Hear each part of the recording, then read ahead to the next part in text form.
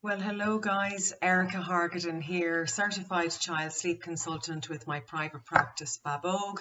I'm the creator of the Sleep series, which is an online sleep program all based around video content that uses my 7 steps to better sleep to help you on your sleep journeys with your little ones.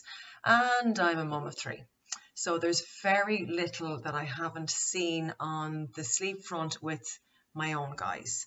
So I really want to talk to you today about the 4-month sleep regression. I think this is the topic that instills the most fear in parents when it comes to their sleep journeys with their little ones. So I want to explain to you what it is, why it occurs, why it's actually very, very important for your child, and maybe why it should be embraced rather than feared. So when your little one comes home and you have this newborn bundle of joy and you are surviving on the sleep front, sometimes for parents the survival can go quite well and you can get quite settled into a good pattern around sleep. And some parents, not all, experience, lengths of sleep at night and decent enough naps during the day, and they're maybe cruising along and finding things quite all right and thinking, yeah, this sleep thing is, all good, I've got this down. And then around maybe 3.5 or 4 months, the wheels can come off the sleep bus, and what was working for your little one unfortunately is no longer working with their sleep.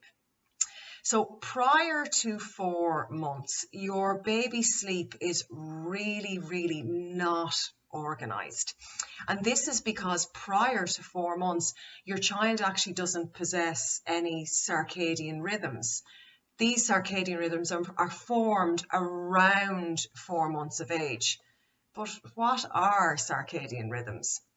These are biological cycles that govern sleep, wake, activity, rest, and very important hormone releases for our bodies. So as I'm sure you can imagine, these are huge.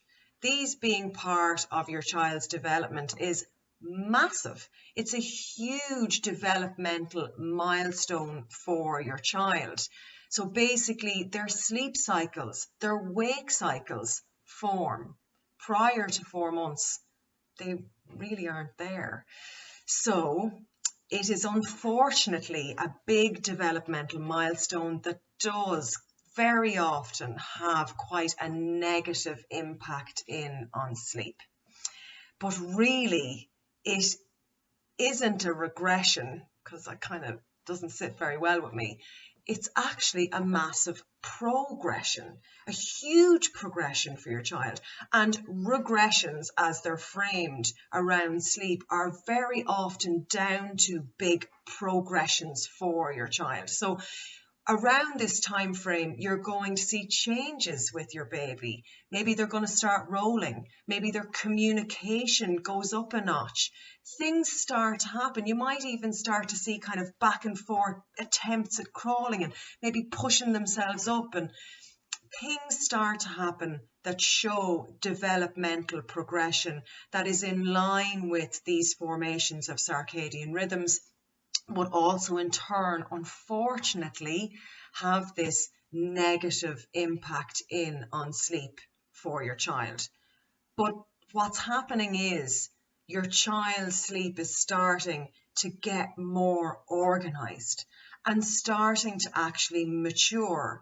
So it's actually a really good time frame to start laying foundations around your child's sleep and really start working on organization, structure, and routine, dirty words, all around sleep, because we actually thrive on routine and our bodies thrive on predictability and on routine.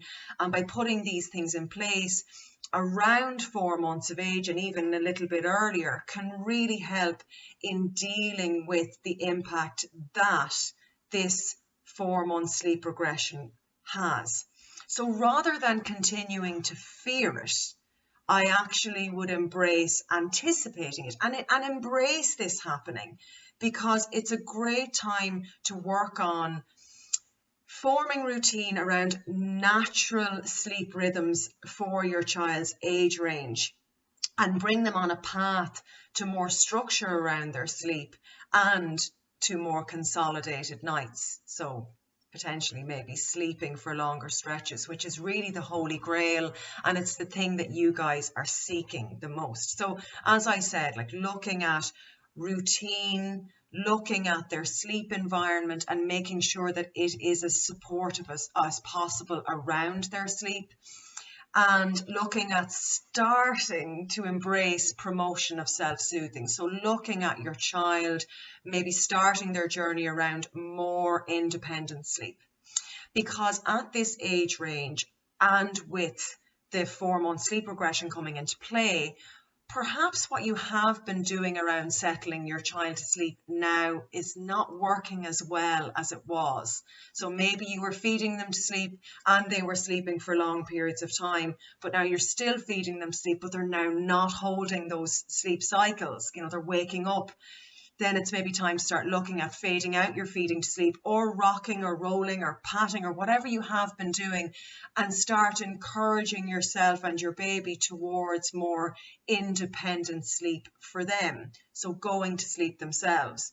Now, there's lots and lots of ways of doing this, and this is something that I go into quite a lot of detail about in the sleep series, in my 7 steps to better sleep. And we spend a whole section looking at the promotion of self-soothing and how best maybe to frame this with this particular age range around the 4 months of age, and what kind of methods are good to start looking at that. And there's quite a few out there, and lots of different choices that you can make depending on the type of parent you are, and what type of input you want, and what suits you, and what you feel is going to work well for your baby.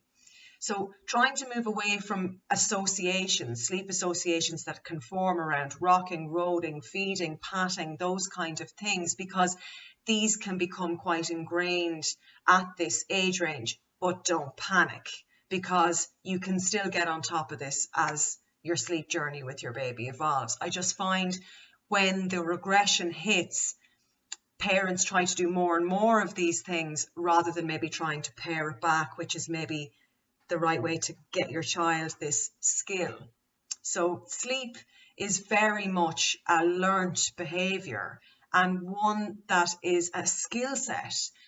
So yes, there are a few unicorn babies out there that possess the ability to sleep, and they do it.